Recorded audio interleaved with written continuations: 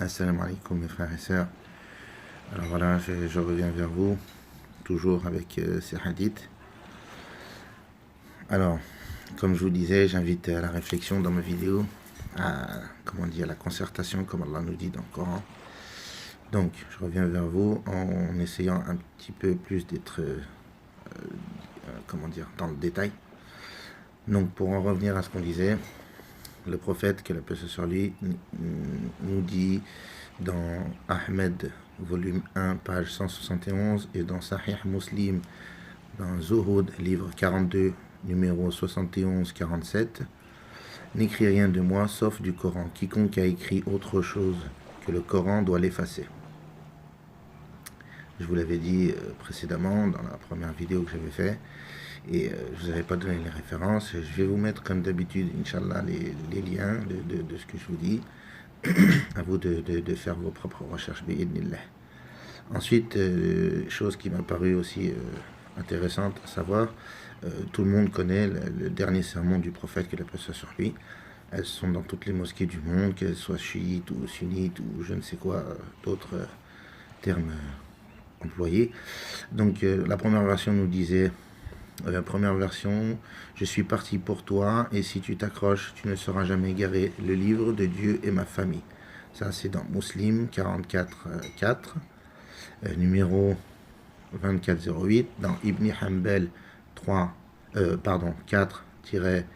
4-366. Dans Darimi 23-1, numéro 3319. Ensuite, on a la deuxième version que tout le monde connaît. Je suis parti pour vous, et si vous tenez à vous, vous ne serez jamais égarés.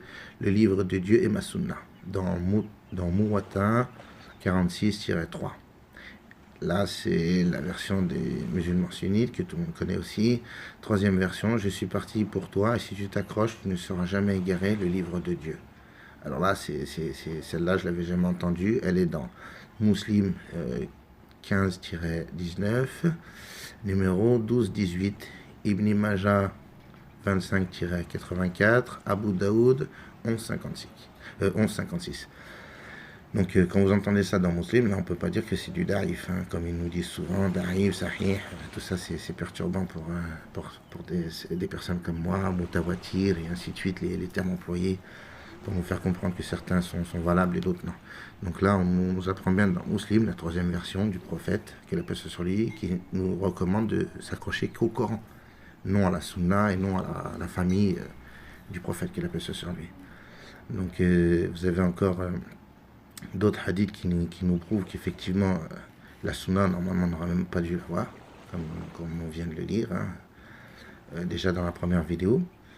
Donc après, vous avez les versets hein, qui corroborent tout ça, comme on dit, hein, le Coran nous parle, hein, à nous d'aller chercher. Tout ce qui est trait au hadith, je pose des questions à mes frères et sœurs, à savoir, est-ce que ces hadiths, on aurait dû les avoir dans les mains? Apparemment non.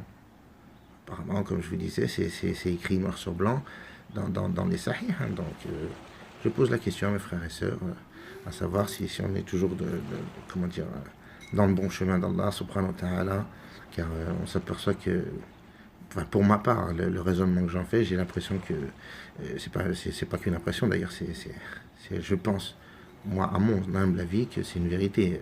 Iblis ne pouvait pas, la'anallah, toucher le Coran, donc il s'est glissé dans certains hadiths. Quand vous apprenez que dans le hadith 13-16 dans Muslim, livre 004, que la femme du prophète, soi-disant, c'est écrit comme ça, hein, je vous le donne, hein, c'est livre 004 de Muslim, le hadith 13-16, où vous apprenez que, soi-disant, Aïcha aurait dit à une de ses servitrices de faire une copie du Coran, et quand elle était en train de copier le Coran, elle lui a dit, quand tu arriveras à la Sourate 2, 238, concernant la Salat al-Wusta, comme Dieu le dit dans le Coran, là on apprend qu'elle lui dit, arrête-toi à ce passage-là, et je te dicterai la suite, comme je l'ai entendu du prophète, que la paix soit sur lui.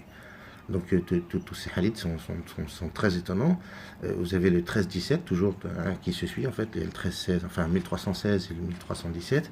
Et là, on apprend carrément que c'était la salat al-Asr. Hein, le sujet, il est sur la salat al-Asr. Et là, on vous dit, dans le premier, comme je l'ai dit, 1316, que Aïcha avait dit que c'était pas la Salat al-Wusta, mais qu'elle s'appelait la Salat al-Asr. Et dans le 13-17, on vous dit qu'Allah a abrogé la Salat al-Asr et il a descendu la Salat al-Wusta. Donc tous ces hadiths font peur. Il y a un moment donné, moi je pense que là, il faut avoir peur. On parle carrément de prières, que des prières existent, d'autres n'existent pas. C'est des questions que je me pose. Et tout ça, c'est dans les hadiths, dans les sources, comme on dit, sunnites, hein, dans nos hadiths. Ce ne sont pas des fatwas, ce ne sont pas des hadiths chiites, alaouites ou je ne sais quoi. Voilà, moi je suis pas pour dénoncer, je suis pas là pour dénoncer, je suis là pour interroger. Comme je vous dis, le but de mes vidéos, c'est la concertation, comme Allah subhanahu wa ta'ala nous dit. Comme je ne sais pas si je vous l'ai dit, je suis pas arabophone, je suis francophone. Ma femme, elle, est arabophone, alhamdoulilah. Moi, je suis né en France. Bon, comme on dit, je suis un beurre, hein, comme on dit ici en France. Alhamdoulilah, moi, je me pose des questions. Je me dis, l'arabe, je ne le maîtrise pas comme eux qui sont nés là-bas, qui ont fait des études. Alhamdoulilah, ma femme, elle le maîtrise. Elle a fait des études à un niveau bac, bac plus 2, bac plus 3, je crois. Bon, bref, alhamdoulilah, elle connaît plus que moi, qui moi, est né en France, a grandi ici. Il parle, entre guillemets, un arabe coupé, cassé. Voilà. Donc, comme je vous dis, ces vidéos sont là pour se concerter et pas pour dénigrer ou insulter ou mépriser certaines personnes ou certains groupes, entre guillemets. Moi, j'appartiens à aucun groupe, je vous le dis honnêtement. Pour moi, je suis, comme je vous l'ai déjà dit, un chercheur de vérité. Je me pose des questions. Et j'invite tous mes frères et sœurs à se poser les mêmes questions, Inch'Allah.